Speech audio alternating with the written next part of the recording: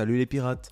Alors aujourd'hui on se retrouve pour parler des ailes du futur roi des pirates, Zoro et Sanji, et on va parler de leur niveau actuel ainsi que de leur progression folle pendant l'arc d'Onigashima. En attendant, avant de commencer, mettez un j'aime pour soutenir la chaîne, abonnez-vous pour rejoindre l'équipage et activez la cloche de notification pour ne rien rater de nos prochaines vidéos. Allez, c'est parti.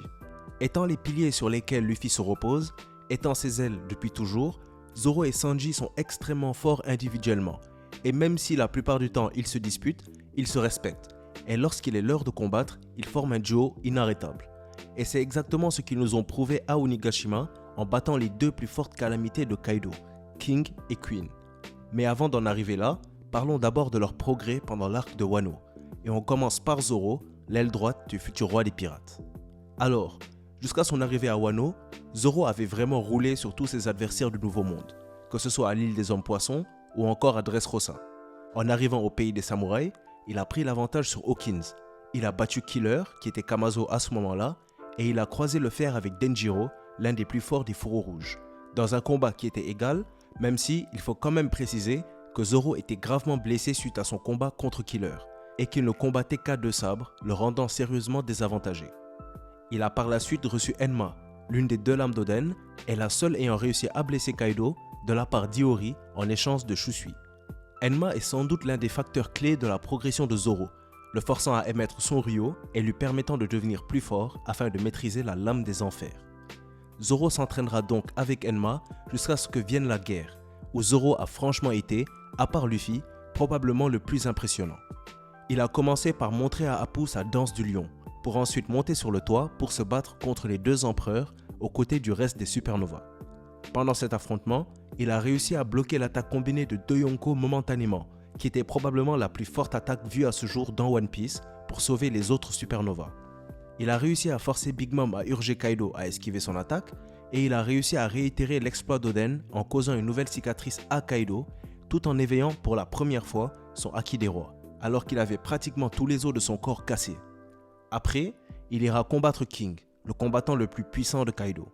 Et même s'il aura des difficultés avec la résistance de ce dernier et avec les caprices d'Enma, il le battra après avoir réussi à utiliser la forme avancée du Haki des rois et après avoir développé son nouveau style à trois lames des enfers. Pour terminer le Kanban, il utilisera l'enfer du dragon aux 103 émotions, coupant l'aile droite de King et son sabre, juste avant de déclarer qu'il deviendra le roi des enfers. Ce qui est le plus incroyable selon moi, c'est que Zoro a réussi non seulement à éveiller son Haki des rois, mais aussi à utiliser sa forme avancée, tout ça dans la même nuit, ce qui est jusqu'à aujourd'hui du jamais vu. Mais je pense que ça illustre parfaitement le potentiel de celui qui veut devenir le plus fort épéiste du monde. D'ailleurs, en parlant de ça, beaucoup pensent que devenir le seigneur des enfers est le nouveau but ultime de Zoro, mais ce n'est pas le cas.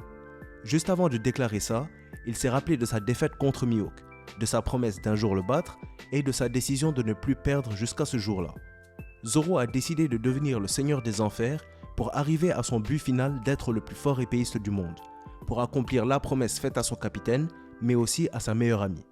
Que Zoro change son but ultime irait contre tout son arc narratif et ses désirs. Devenir le seigneur des enfers est pour lui un tremplin pour devenir un jour le plus fort sabreur du monde. Du coup, on peut dire sans honte que suite à son combat contre King, Zoro a mis tout le monde d'accord et il a bel et bien prouvé qu'il possède le niveau d'un premier commandant de Yonko. Maintenant, passons au cas de Sanji, l'aile gauche du futur roi des pirates. Lui aussi a brillé à son arrivée à Wano, puisqu'il a combattu et dominé non seulement Page One, un Tobiropo, mais aussi X-Drake. Mais c'est de loin pendant la guerre qu'il sera le plus impressionnant. On l'a vu sauver Momo, et même si King lui a causé quelques difficultés, sa Retsuit l'a sauvé. Puis, il s'est fait capturer par Black Maria, et dans une situation où il était impuissant, car incapable de frapper une femme, ou même de se recouvrir de haki de peur de la blesser, il décide de faire confiance à Robin, qui pourtant était la cible de cette dernière, pour le sauver, la combattre et la battre à sa place. En s'échappant, il hésite à se rendre sur le toit, mais décide qu'il serait plus utile aux côtés des autres membres de l'Alliance. Et c'est ainsi qu'il croisera la route de Queen, deuxième commandant de Kaido et ex-collègue de son père dans le groupe scientifique des Mads. Pendant ce combat, Sanji remarquera que depuis qu'il a porté la Red Suit, des changements s'opéraient en lui. Régénération, résistance accrue, exosquelette, sa combinaison avait réveillé en lui les pouvoirs de ses frères. Et maintenant, il était confronté à un nouveau dilemme, la possible perte de son humanité. Effrayé de devenir inhumain comme ces derniers, il décide de quitter la zone de combat, mais il reviendra plus tard, cette fois résolu, pour pouvoir aider son capitaine et combattre peu importe sa situation. Il demandera alors à celui avec qui il se dispute quotidiennement de l'exécuter s'il le ressort différent de son combat. Très vite, on s'aperçoit de l'énorme power-up de Sanji, qui, il faut le dire, a dominé Queen sans aucun doute à partir de ce moment-là. Plus résistant, plus rapide, plus fort, il avait l'avantage complet sur ce dernier. C'est alors là qu'il va éveiller un nouveau pouvoir, utilisant la protection donnée par sa nouvelle résistance et son acquis de l'armement pour faire monter la température de ses flammes, les transformant alors de flammes orange en flammes bleues et en faisant évoluer sa jambe du diable en jambe ifrite. C'est avec sa nouvelle technique qu'il terrassera Queen, à travers un service complet de coups qui enverront la calamité s'envoler en dehors d'Onigashima, et validant ainsi son niveau de deuxième commandant d'empereur. Zoro et Sanji ont ainsi fait tomber les deux plus puissants commandants de Kaido, validant pour Zoro le niveau de premier commandant et pour Sanji le niveau de deuxième commandant. Je pense qu'on s'en rend pas compte parce qu'on lit l'œuvre de manière quotidienne et parce que Luffy a connu l'évolution la plus impressionnante de toutes, arrivant à éveiller son fruit et son Haki des rois pour battre Kaido, mais les évolutions de Zoro et Sanji pendant cet arc ont vraiment été extraordinaires. Aujourd'hui, on peut dire qu'ils font clairement partie, aux côtés de leur capitaine, des plus forts guerriers du Nouveau Monde. Et c'est normal, après tout, ils sont les ailes du futur roi des pirates. Je suis vraiment pressé par contre de les voir se mesurer à des amiraux pour voir leur vrai niveau face aux plus grandes forces de la marine. Alors, je vous pose une question, quels seront les prochains adversaires de Zoro et Sanji? Quels seront leurs prochains power-up? Le Haki de l'observation avancé pour Zoro peut-être? Les flammes blanches pour Sanji? Ou est-ce qu'il y a d'autres possibilités selon vous? Donnez vos avis en commentaire.